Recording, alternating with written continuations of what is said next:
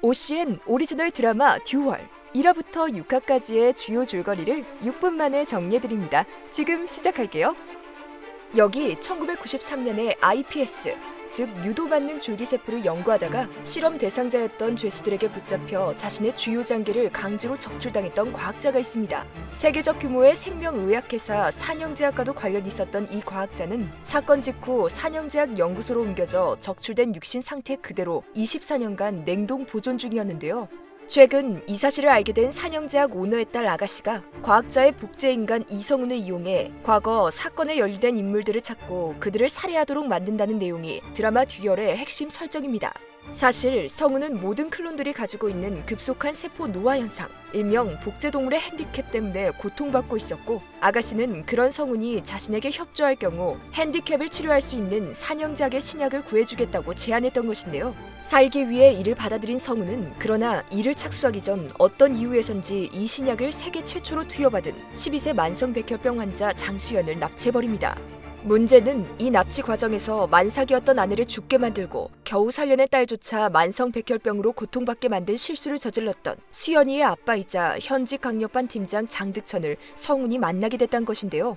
유일한 가족인 수연이를 치료하는 게 인생의 목표였던 장득천은 성훈의 마취주사 공격에도 온몸을 던져서 수연이를 지키려고 발버둥 쳤고, 그 결과 납치 현장엔 성훈의 혈액과 지문, 그리고 몽타주가 남아버렸습니다.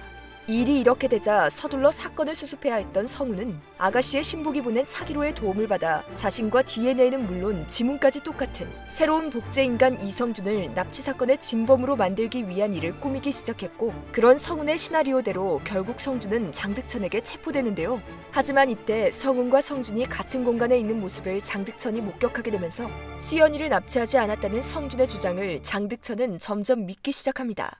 그렇게 다시 며칠이 지나서 납치된 수연이의 생존 확률이 더욱 희박해지자 담당 검사 최조혜는 성준을 납치살인범으로 확정한 뒤 사건을 종결지으려 했는데요. 그런 최조혜에게 진범은 따로 있으며 그 진범이 수연이를 데리고 있다고 아무리 말을 해도 들어주지 않자 장득천은 성준을 탈출시키기로 결심하고 지방교도소로 이송되는 날 계획을 실행해버립니다. 결국 어렵게 탈주에 성공한 장득천과 성준은 기억상실을 앓고 있는 성준의 어렴풋한 기억에 의지해 본격적으로 성훈을 추적하기 시작하는데요. 이를 지켜본 성훈은 과학자의 장기를 적출해간 죄수들을 찾아서 복수하는 일에 장득천과 성준을 이용하는 새로운 살인 계획을 설계하기 시작했고, 그 첫 번째 타겟으로 선정된 인물이 바로 부산에서 어린아이의 장기를 밀거래하는 범죄 조직을 운영하고 있던 진병준이었습니다.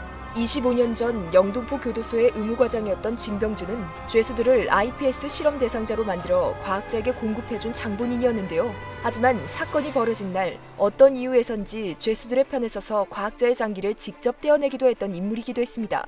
어쨌든 성준과 장득천이 진병준의 조직원들을 기습해 제압해준 덕분에 진병준을 손쉽게 생포할 수 있었던 성훈과 차기로는 진병준의 입을 통해 과거 사건은 범죄자들의 리더 최주식이 주도해서 벌어졌으며 적출 장기를 이식받은 사람들의 리스트도 최주식이 가지고 있을 것이란 말을 듣게 되는데요. 그 직후 진병준을 쫓아온 성준의 눈앞에서 진병준을 잔인하게 살해한 성훈은 다음 살인은 최주식이다란 말을 성준에게 남긴 채 사라졌습니다.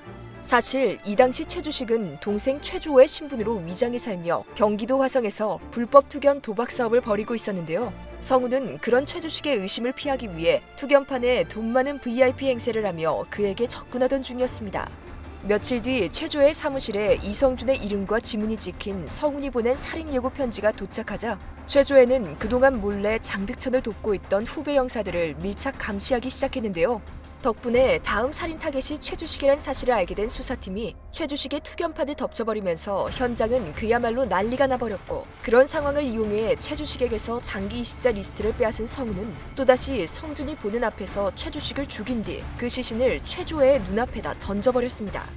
한편 성훈을 잡기는커녕 오히려 최조의 수사팀에게 붙잡힐 위기에 처한 장득천과 성준은 성훈보다 한 발 먼저 최주식을 만나러 왔다가 성훈의 살해 장면까지 목격하게 된 성주일보 의학부 기자 류미래의 도움을 받아서 간신히 서울로 도주할 수 있었는데요.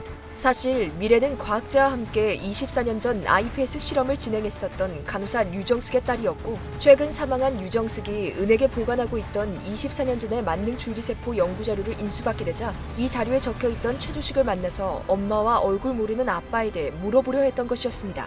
한편 아가씨가 그토록 원하던 장기 이식자 리스트를 성훈이 넘겨주지 않자 아가씨의 신복은 차기로에게 성훈을 죽이고 리스트를 뺏어오라는 명령을 내리는데요. 하지만 이런 상황을 예측하고 있던 성훈은 차기로가 보는 앞에서 리스트를 태워버렸고 당황한 그에게 이제 리스트는 여기에만 존재한다며 자신의 머릿속을 가리켰습니다.